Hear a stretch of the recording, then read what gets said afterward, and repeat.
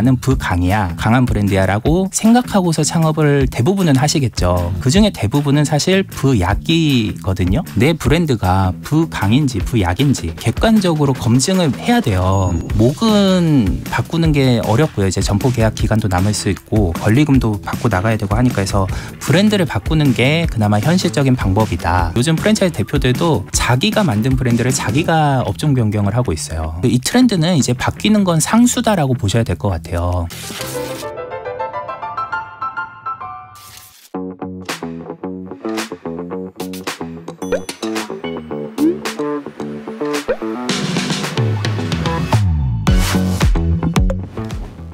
창업을 할 때 제일 중요한 두 가지가 아이템과 입지라고 하거든요. 이걸 이제 다른 말로 브랜드와 목. 장사 고수들이 제일 선호하는 포지션이 아이템과 입지 또는 브랜드와 목이 모두 좋은 곳에서 창업하는 거. 핫플레이스에서 핫브랜드로 창업하는 거예요. 요거를 어떻게 조합하느냐에 따라서 이제 4가지 경우의 수가 나올 수 있는데 첫 번째로 브랜드도 좋고 목도 좋은 핫플레이스에서 핫한 브랜드로 창업하는 전략을 이제 줄여서 부강 목강이라고 할 수 있겠는데, 브랜드도 강하고 목도 좋고. 네, 이거는 이제 당연히 좀 비용은 많이 들죠. 핫한 브랜드고 특히 이제 입지 좋은 데 들어가려면 이제 보증금, 월세, 권리금이 비싸니까 대신에 이제 좀 성공이 보장될 수 있는 가능성이 높은 전략인데, 대표적인 예는 백화점이나 복합 쇼핑몰에서 이제 핫한 브랜드로 들어가거나 사람들이 많은 곳에. 네, 아니면은 뭐 성수, 강남, 홍대 이런 핫플레이스에 들어가는 거죠.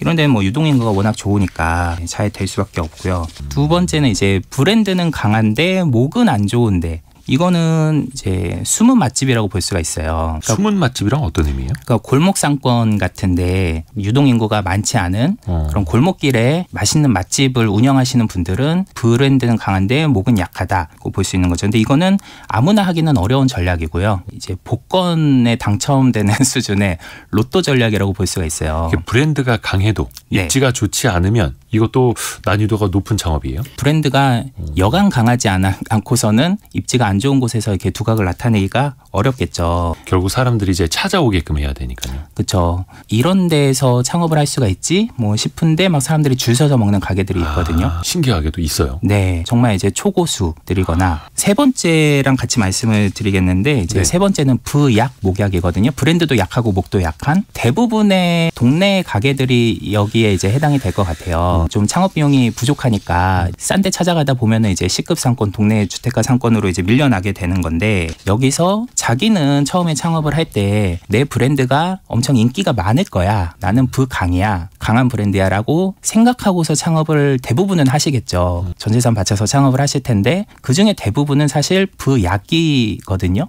브랜드가 약하니까 그래서 이제 폐점이 많은 거죠. 돈이 없어서 이제 안 좋은 상권에서 들어가는 분들이 많은데, 여기서 내가 내 브랜드로 성공하면은 부강 목약이 되는 거고 실패하면 이제 대부분이 하는 부양 목약이 되는 거죠. 브랜드는 강하고 입지는 좋지 않고, 혹은 브랜드도 약하고 입지도 좋지 않고, 여러 가지 이제 4개의 경우의 수로 이야기를 보고 있는데, 네 번째가 브랜드는 약한데 입지는 강한. 네, 이게 이제 가장 문제적인 매장이다라고 볼 수가 있는데요. 문제적이라고요? 네, 왜냐하면 목이 좋은 데는 창업 비용이 비싸다 그랬잖아요. 또 경쟁도 치열하고. 보증금, 월세, 권리금 다 비싸게 들어갔는데 브랜드가 인기가 없어요. 이러면은 제일 타격이 크죠. 오히려 이게 최악일 수도 있겠네요. 네, 경쟁 치열한 곳에 들어갔는데. 그렇죠. 그러니까 목이 안 좋은 데 들어가면 이거는 저위험 저수익 전략이거든요. 어차피 월세가 저렴하니까 버틸 수 있어요. 근데 홍대, 강남 이런 상권은 월세가 어마어마하잖아요. 이제 브랜드가 강할 거라고 생각해서 나는 부강 목강이다 생각하고 창업을 했는데 열어보니 부양 목강이더라. 이런 데들은 얼마 못 버티고 이제 폐업을 하게 되고, 그때 이제 손실이 제일 큰 구간이 되겠죠. 여기가 좀 정신적인 타격도 좀 큽니다. 왜냐하면 옆 가게들은 다 잘 될 가능성이 높은데 나만 안 되면. 그래서 이게 제일 중요한데, 내 브랜드가 부강인지 부약인지, 그러니까 강한 브랜드인지 약한 브랜드인지를 객관적으로 검증을 일단은 해야 돼요. 뭐 수학 공식처럼 이게 너는 뭐 강한 브랜드다, 뭐 몇 점이다 이렇게 알 수는 없거든요. 이거는 뭐 이제 고수들도 틀리는 영역이긴 한데, 그래서 지금 이제 장사가 잘 될 아이템인가, 잘 될 경쟁력 있는 가게인가 라는 거를 내가 창업할 때는 다들 자신감을 갖고서 창업을 하시잖아요. 그런데 뚜껑을 열고 보면 내가 생각했던 만큼 손님들한테 인기가 없더라, 이러면 이제 약한 브랜드구나 라고 나중에 알게 되는 거죠. 그러면 또 이미 경제적인 타격을 받고 난 이후. 네. 그래서 이제 맛 테스트를 하죠. 음식을 이제 주변 지인들한테 먹어봐라 하고 어때 맛있어? 뭐 이러는데 이때 이제 지인들한테 물어보면 안 된다고 하죠. 그러면은 맛없다고 하기 그렇잖아요. 아유, 넌 장사 안 되겠다 이런 얘기를 해주면 진짜 찐친인데. 그래서 독설가한테 찾아가서 오히려 보통 뭐 우리 엄마 요리 잘해 뭐 이런 식으로. 그렇죠. 뭐 식당 한번 해보세요. 그쵸. 옆에서. 그렇게 쉽게 하시면 안 됩니다. 그러니까 이게 브랜드가 강한 곳인지 알 수 있는 방법이 뭔가 수학 공식처럼 딱 있으면 좋겠는데 그거는 아닐 테고요. 그래서 공공사업에서 예비타당성 조사라는 게 있잖아요. 그러니까 이게 한 300억 이상의 큰 국책 사업은 이거를 했을 때 사업 타당성이 있는가. 이런 거를 다 연구를 하고서 조사를 하고서 하거든요. 자영업자야말로 진짜 예타가 필요하다. 공공기관은 총 사업비의 1~2% 정도는 시장 조사에 쓰도록 컨설팅을 받도록 이렇게 예산 배정이 되거든요. 그리고 예타 같은 경우는 이제 300억 이상이면 KDI 같은 국책 연구기관에 몇 개월 동안 이제 외주 용역을 주죠. 그런 식으로 자영업자분들도 보통 1억 정도 창업 비용을 쓰시니까 한 100에서 200 정도는 시장조사에 좀 투자를 하셔야 되는데 너무 성급하게 그 시장조사 단계를 건너뛰고서 그냥 꽂힌 거에 창업을 빨리 하셔서 손실을 보는 경우가 많은 것 같습니다. 당장 내가 가용할 수 있는 자본이 얼마고 이거 갖다 무슨 가게를 차릴 수 있을까만 생각을 하지 한 1~2% 돈을 들여서 이 사업을 할까 말까를 검토해보자라고 하지는 않으시겠죠. 그렇죠. 그래서 예비타당성 조사를 꼭 해보셔야 되고 또 이때 중요한 게 다면 컨설팅, 다면 상담을 받으셔야 되는 게 한 명한테만 받지 말고 여러 명한테 교차 검증을 받으라는 건데요. 그 사람이 아무리 장사 고수, 장사의 신이라고 해도 그렇죠. 솔루션이 틀릴 수 있다. 인간적으로 편향이 있을 수 있으니 여러 사람한테 받으면 그중에 이제 공통적으로 나오는 솔루션이 있을 거 아니에요. 그런 게 더 리스크를 줄이는 방법이겠죠. 근데 초반에 비용을 들여서라도 여러 사람을 만나면서 조언을 들어라. 그게 어떻게 보면 실패할 위험을 줄이는 길이니까요. 맞습니다. 그러면 또 하나 중요한 게 브랜드, 입지 이게 영원하진 않잖아요. 지금까지 말씀드린 거는 내가 창업하려는 입지와 브랜드가 어디에 해당하는지를 메타인지를 가지고 정확히 파악하는 게 우선이다라는 거고 그렇게 해서 창업을 한 다음도 중요한데요. 내가 부강목강으로 창업을 했다가도 이 상권도 이동하고 브랜드도 쇠퇴하거든요. 그래서 이 좌표는 계속 옮겨 다닐 수 있다. 그래서 내가 어느 구간에 현재 와 있는지 그리고 앞으로 어느 구간으로 지금 이동하고 있는지 계속 끊임없이 살피셔야 되는데요. 부강목강으로 창업했다가도 브랜드가 만약에 쇠퇴한다면 부양목강이 되겠죠. 브랜드가 약해지니까. 그래서 계속 변하는 거죠. 그리고 상권도 이제 젠트리피케이션이 일어나면 목이 강했다가 약한 곳으로 이동을 하니까 이 시점에서 내가 뭔가 이전을 해야 되는지 점포를 아니면은 브랜드를 리브랜딩하거나 업종 변경을 해야 되는지를 계속 점검을 해보셔야 됩니다. 이게 참 살아있는 생물 같은 거죠. 경제도 변하고 산업도 변하고 자영업도 변하고 유행도 변하고.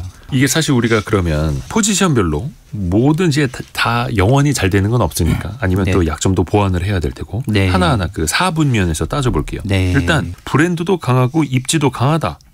라고 해도 뭔가 또 변화를 줄 필요가 있습니까? 지금 당장은 장사의 황금 구간이라고 볼 수가 있죠. 다 좋은데 문제는 브랜드도 앞으로 쇠퇴할 수 있다라는 인식을 갖고서 그러면 다음엔 내가 뭘로 바꾸지? 라는 거를 미리 준비를 하셔야겠죠. 아니면은 고정비를 좀 어떻게 하면 낮출 수 있을까? 목이 좋은 데는 이제 월세나 이런 고정비가 좀 비싸니까 비용을 이제 절감할 수 있는 방법들도 이제 생각을 하셔야 되고요. 좀 더 이제 수익을 극대화하겠다 하시는 분들은 기본 아이템 외에 굿즈를 팔든가 아니면 뭐 배달을 하든가 이렇게 해서 더 매출을 올릴 수 있는 방법을 찾아보는 것도 방법이겠죠. 추가 성장할 수 있는 방법. 맞습니다. 이렇게 해서 브랜드가 딱 인식이 됐다. 그러면 프랜차이즈화할 수도 있고요. 사업 확장도 검토해 볼 수가 있죠. 그러면 이제 브랜드는 강한데 입지가 약한 지역에서는 또 어떻게 보완을 해야 될까요? 여기는 숨은 맛집이라고 했잖아요.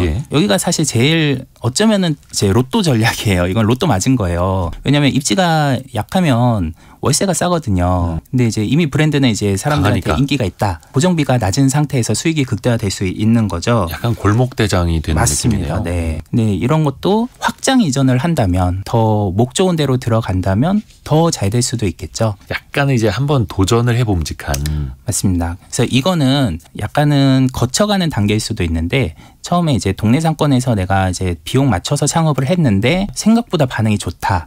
그러면 이제 부강목약이 되는 건데 그러면 여기서 확장 이전을 해서 이제 수익을 극대화하겠다. 처음부터 목 좋은 데에 들어가서 창업하는 것보다 이렇게 한번 골목 상권에서 검증을 받고 저비용으로 리스크를 줄이고서 창업을 하시는 게 바람직할 것 같고요. 조금 이제 걱정이 되는 케이스 나옵니다. 네. 브랜드도 약하고 입지도 약하다. 네. 골목 상권에서 무명의 소자본 점포들이 여기에 해당하는데 위치도 안 좋고 뭐 브랜드도 인기가 없고 이러면 이제 총체적 난국이 되는 폐업률도 제일 높은 다산다사 구조인데 동네 상권에서만 생계형으로 창업하겠다 하시는 분들이라면은 딱 먹고 사는 정도로 한다면은 또 이제 만족하시면은 괜찮아요. 그러면 이제 동네 주민들이 부담 없이 찾을 수 있는 가성비 전략으로 하는 거를 이제 추천을 하고 큰 뜻을 갖고 성장을 추구하시는 분들이라면 리브랜딩이나 업종 변경을 고민을 해보셔야겠죠. 안주할 것인가 성장할 것인가에 따라 또 성장 전략이 달라지겠죠. 근데 사실 뭐 동네 장사로서 딱 그 지역에서만 안주하는 것 자체가 나쁜 거는 아니고요. 그렇죠. 현금으로만 네. 꾸준하다면. 근데 이제 브랜드는 약한데 목은 좋은 곳.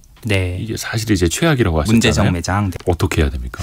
정말 진지하게 빨리 검토를 해보셔야 되는데 두 가지인데요. 처음부터 내가 창업을 하자마자 이게 브랜드가 약했을 수가 있고요. 메타인지가 안 됐던 거고 또 다른 경우는 처음에는 브랜드가 강했을 수 있어요. 핫한 상권에서 핫한 브랜드로 작년 1,900원 생맥주로 창업하신 분들이 지금 이 구간에 해당할 수가 있죠. 이미 장사를 이제 시작했다면 어떻게 해야 됩니까? 입지를 바꾸는 것보다는 그 안에서 업그레이드 해보는 게 일단은 좀 비용은 덜 들 수 있잖아요. 맞습니다. 입지를 바꾸는 건 완전히 새로 시작하는 거고 이제 단골 손님도 다 놓치게 되니까 목은 바꾸는 게 어렵고요. 이제 점포 계약 기간도 남을 수 있고 권리금도 받고 나가야 되고 하니까 해서 브랜드를 바꾸는 게 그나마 현실적인 방법이다. 리브랜딩과 업종 변경 두 가지가 있는데 리브랜딩은 기존 브랜드의 틀 안에서 메뉴를 좀 새로운 걸 낸다든지 신메뉴를 이제 만든다든지 네. 이렇게 해서 바뀔 수도 있지만 그 리브랜딩도 쉬운 게 아니거든요. 특히 이제 컨셉이 강한 브랜드라면 이거는 리브랜딩이 쉽지가 않아요. 그러니까 예를 들어 탕후루 파는 매장이면 이거는 리브랜딩 해도 탕후루거든요. 그쵸. 그래서 이런 거는 이제 업종 변경을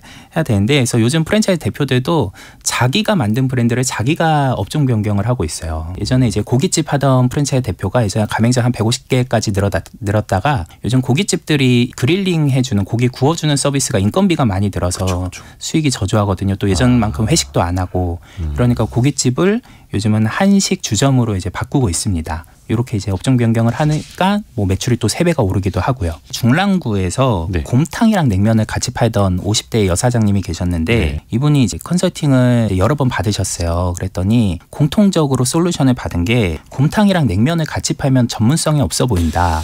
그래서 단일 브랜드로 업종 변경을 하는 게 제일 현실적이다 해서 그러면은 뭘로 업종 변경을 할까요? 해서 이제 상권 분석을 다시 해본 결과 여기는 밥집 상권이다. 그래서 부대찌개로 바꿔봐라. 라고 이제 솔루션을 받고 창업을 했더니 정말 월 매출 1,000만 원 나오던 가게가 5천만 원으로 5배나 상승을 했습니다. 여기는 냉면이랑 곰탕 팔 자리가 아니다. 부대찌개를 팔 자리다. 그러니까 이게 상권 분석을 본인이 혼자서 하셨다가 실패하신 거죠. 그래서 이런 것도 좀 다면 컨설팅으로 한두 명의 컨설팅으로 되는 게 아니다. 네. 다면 컨설팅을 받아야 된다. 맞습니다. 말씀을 해주신 거고요. 근데 이렇게 점포 재생을 했다가 나중에 트렌드가 또 바뀔 수도 있잖아요. 네. 이 트렌드는 이제 바뀌는 건 상수다라고 보셔야 될 것 같아요. 이것도 주변에 경쟁점이 어떻게 들어오느냐에 따라서 또 나는 가만히 있었는데 내 경쟁력이 또 이제 낮아지거나 희소성이 낮아지거나 할 수가 있거든요. 그래서 계속 부강 목강인지 뭐 부양 목강인지 이 좌표에서 어디로 움직이는지를 끊임없이 살피시고 또 리브랜딩 업종 변경 이런 것도 고민을 하셔야 됩니다.